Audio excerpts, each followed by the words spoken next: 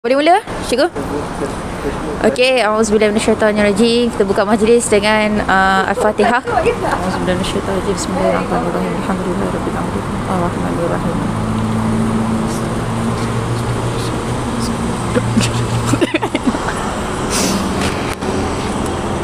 Okey, baik. Pada hari ini saya cuba nak memetik satu post daripada Instagram yang saya jumpa. Kakak-kakak, seorang kakak ni lah yang saya sangat hormati dan saya sanjungi. Okey, jadi beliau dia menceritakan dalam post beliau, dia ada cerita, hari ini suami saya bertanya pada saya, sayang kalau merajuk macam mana? Saya nak abang pujuk macam mana? Tanya. Saya nak abang pujuk sayang macam mana? Kalau dia sedar post tu, okey.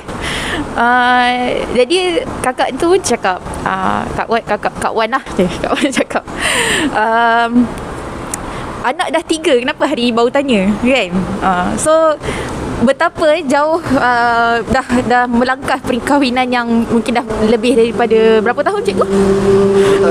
Berapa tahun dah kahwin? Saya ke? Kalau saya dah 5 tahun. 5 tahun? Kita tinggal 5 tahun, 6 tahun sudah lebih 5 tahun perkahwinan. Jadi kita dia masih mempersoalkan soal komunikasi lah di situ, kan. Jadi Kak Wan pun cakap tak tahu tentang perempuan lain, tetapi apa yang dia hargai adalah sekiranya setiap perkara yang dia buat ataupun ada salah, ada yang dia rasa sedih ke apa semua tu, segala perkara itu dapat dijustifikasikan, dapat diterangkan, dapat dijelaskan kenapa macam ni, kenapa macam tu.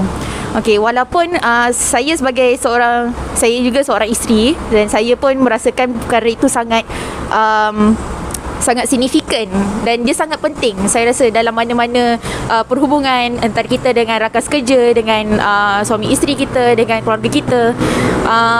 Berkomunikasi ni sangat penting. Maksudnya mungkin kita akan pujuk pasangan kita dengan cara tolong dia buat kerja lain, tolong dia buat benda lain, dan of course kita hargai. Tetapi benda tu tak settle. Apa isu sebenar dalam yang dia tengah merajuk, yang kita tengah merajuk ni, dia tak settle. So kita of course, okay, kita akan rasa just let it go, forget it, let it go. But as time pass by, kita macam okay, just give and take lah, macam tu, jadi macam tu. So I think for best in any kind of relationships, I prefer to have more justifications. Kenapa macam ni tak boleh? Kenapa to me it's not okay, for you it's okay? Kenapa for me it's okay but for you it's not okay? So I think it's good to have justification in any things that we do, especially yelah bila ada isu-isu yang kita tidak rasa senang hati lah. Okay, contohnya macam even kalau kita dalam pekerjaan kita, dalam kerja kita ada isu dengan guru besar, contohnya kan, isu guru besar tak bagi kita balik ke kita tak bagi cuti ke apa, kan. Kita perlukan justifikasi, kita perlu tahu benda tu. Kalau kita tak tahu benda tu, GB tak bagi kita balik, GB kita ni, GB kita ni macam ni, orang ni macam ni. So selagi tindakan itu tidak dijelaskan mengapa, selagi itu kita tidak jelaslah dengan apa yang kita perlu tahu sebenarnya. Jadi kadang itulah berkomunikasi dalam hidup kita ni sangat penting. Kenapa saya memanggil cikgu untuk datang pada hari ini ke, kenapa saya memanggil cikgu untuk lambatkan sikit balik rumah ke apa, kan. Jadi semua benda ada justifikasi. So sekiranya sesuatu perkara itu tidak dijustifikasi dan kita pula yang tak tanya ke, kan, tak mengambil tahu, tak tanya lebih mendalam kenapa tidak dijustifikasikan apa semua tu, itu pun salah jugalah. Kita kenalah bertanya juga. Okey. Jadi itulah yang saya harapkan, tingkatkan komunikasi antara kita guru-guru, juga komunikasi kita dengan anak-anak murid serta pasangan kita, lebih banyakkan berbincang, kata. So saya nak tambah sikit. Kadang orang kata argument ni bergaduh, argument ni satu bergaduh. Kalau isteri tanya ataupun suami tanya, kan, macam pertanyaan tu menjadi satu salah. Kenapa nak tanya benda ni kan? Tak payah nak cari gaduh. Kenapa nak memfikirkan argument tu satu pergaduhan.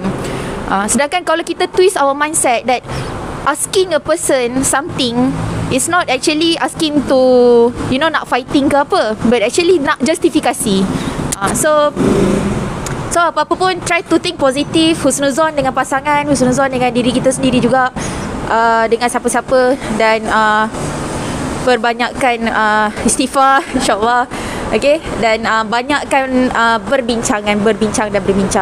Okey, jangan lelah, jangan rasa dah banyak kali dah cakap dengan bini aku ni, dah banyak kali dah cakap dengan laki aku ni. Macam ni juga. But actually just keep on bincang. Okey? Alright, itu saja daripada saya. Ada beberapa ulasan? Cikgu silakan. Tak. Cik dulu. Saya tergamam. Aku pun tak baca posting. Anak pun baru seorang kan, bercerai dengan suami kan. Orang kata ni kalau muka cantik memang tak cari perempuan lain kan. Biasa posting lelaki kan. Kau ni keluar posting kan, kalau lelaki kau tukar hobi kan, dari mancing naik basikal kan. Kau tengok balik kan tau. Artis sekarang banyak main basikal kan. Lepas tu pakai ketat-ketat kan.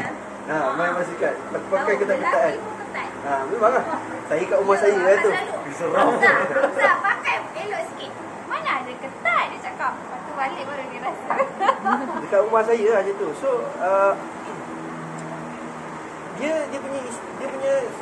dia muka cantik kan, tapi kenapa boleh bercerai kan? Suami dia tak jaga kan. Lepas tu bila isteri saya tanya, rupanya punca perceraian tu apa? Jadi adalah suami dia main game. Suami dia kerja dia main game je kan. So saya tak rasa main game tu adalah sebagai punca. Saya rasa punca dia adalah komunikasi. Maksudnya dia gagal berkomunikasi antara suami isteri. Game tu adalah asbab. Kalau dia main game macam mana pun, kalau komunikasi adalah baik, saya rasa dia boleh selesai masalah. Macam tadilah Hajar, contohnya suami isteri tu dia boleh justify kan, kenapa okey bagilah abang kan. Sebab saya baru ni saya sangat impress tau. Ada satu posting Mak Salihah, perempuan kan, dia ambil gambar suami dia tengah main game. Lepas tu dia kata ni gambar suami saya tengah main game dan saya rasa bahagia suami saya main game. Kalau tak suami saya keluar. Kalau tak suami saya keluar, saya tak tahu dia buat kerja apa kat luar. Ni kerana sebab dia dah main game kat sini, saya spend masa saya duduk dengan suami saya sambil dia main game. Saya sembang apa-apa perkara, cerita pasal dia ni, dan saya sediakan makan dan saya bagi galakan lagi dia main game. Yes, itu walipat. Macam mana dia tukar tau satu benda yang Pandang daripada yes. Dan dia gunakan komunikasi tu sebagai medium untuk build up dia punya relationship tau. Itu very powerful. Sampai kita tau, isu ni kita. Itu kes tu lah, memang akhirnya memang saya nampak memang ada masalah komunikasi lah. Suami main game, tak communicate. Lepas tu dia rasa macam suami dia tak ambil peduli. Pada masa sama, adakah dia communicate pada suami dia? Dia cakap tak? Dia justify tak dengan suami dia bahawa keperluan dia untuk suami dia bantu anak-anak dan sebagainya? Akhirnya keluar, saya tak boleh bersama lagi dengan dia. Kenapa? Sebab dia main game je. Tak, point dia adalah komunikasi. Bila dia tak cakap, memang susah lah kalau kita pendam benda tu. So memang kita kena ada momen lah untuk duduk dan bincang lah macam ni. Macam itu pun kita dah cakap kan, sesi untuk build up meeting family kan, untuk orang kata semua take participation dengan kita punya decision di peringkat keluarga. Kalau kita organisasi ni semua participate untuk decision, kita putuskan decision, semua action buat sama dan semua bagi pandangan dan sebagainya, take part dalam setiap keputusan, perbincangan dan gerak kerja tu. Jadi bagi saya pentinglah komunikasi dia. Jadi kalau ada apa-apa terasa dengan saya ke, pintu bilik saya sentiasa terbuka, silakan masuk, kita bincang. Ya betul, sebab kita nak bergerak bersama kan. Jangan halau saya daripada bilik saya. Janganlah begitu. So Kali kau halau nak tidur dalam. Saya benda yang paling saya risau sebenarnya ada communication breakdown dalam team. Itu memang masalah. Once communication breakdown, so start lah ada cikgu ni cerita kat belakang, cikgu ni cerita. Memang payah, memang masalah. So kita sebenarnya boleh advice lah, kita boleh ingatkan, kalau awak ada masalah dengan ni, awak panggil lah dia. Ajar kadang dia jumpa saya, cikgu saya, dia ada masalah dengan cikgu ni semua. Kantut ya. So tunggulah kalau saya ada panggil cikgu tu, maknanya ada lah. So ready. Alah, korang pun benda sama kan? So ajar kan pada saya itu betul, channel yang betul. Contoh Maksudnya betul lah. dia ada dua channel. Aku berapa kali dengan tuan punya badan. Kalau rasa tak makan, jumpa saya. Saya pula jumpa. Boleh tak ni. Berapa kali nama aku kena sebut?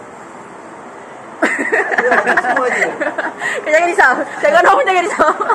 Dia sebut pun benda tu. Yalah, kebaikan. Saya ada tak saya tiba-tiba panggil. Surah Dijah ni apa hal ni tak ni ajar. Tak ada kan. Tak adalah daripada saya. Bagus juga sebab saya nak tahu situasi kat bawah, sebab saya pun tak tahu juga. So kalau cikgu ada bukanlah report, sebab saya tak akan serang. Bukan report. Kalau report contohnya Ashraf mengadu kat saya kan, saya tak akan serang tiba-tiba. Saya akan investigate lah dulu. So pada saya, advice saya pertama, kalau rasa susah, Itu bukan report lah cikgu. bincang sama cikgu. Kan dia makan KFC dulu lah. Daripada hari tu lagi cakap. Mesti saya dinafikan. Jangan cadang. Nanti kan Tahu tak, korang setiap minggu spend duit terlalu banyak untuk makan benda-benda macam ni. Membazir lah. Tiba-tiba keluar pula Texas. Hari tu dah lah pergi makan. Malah nak cerita kan. Bukan. Dia saling belanja. Kasihan ni lah kami laki-laki yang kena bayar benda lain Kita dulu. ni tak ada duit kan, nak kena tampung keluarga dulu. Okey lah. Anwar nak cakap apa? Betul lah, komunikasi penting. Cuma memang zaman kita ni zaman penuh cabaran lah. Lagi yang dengan media sosial ni memang susah lah. Itu suami isteri dia. Memang kena communicate lah. Kena ambil pengajaran daripada Rasulullah lah. Macam mana Rasulullah ni seorang khalifah, seorang pemimpin, tapi bila kat rumah dia tumpu pada isteri dan anak dia. Dia tak bawa benda tu ke rumah. Jadi benda tu yang membuatkan isteri dia begitu memahami dia, menghormati dia. Benda tu penting.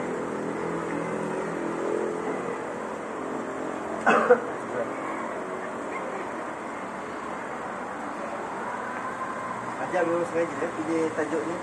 Dan Nazifah tak ada. Ha? Tak ada kena-mena. Pandai ada. Saja boleh masuk Okey lah kot. Okay, dapat 37.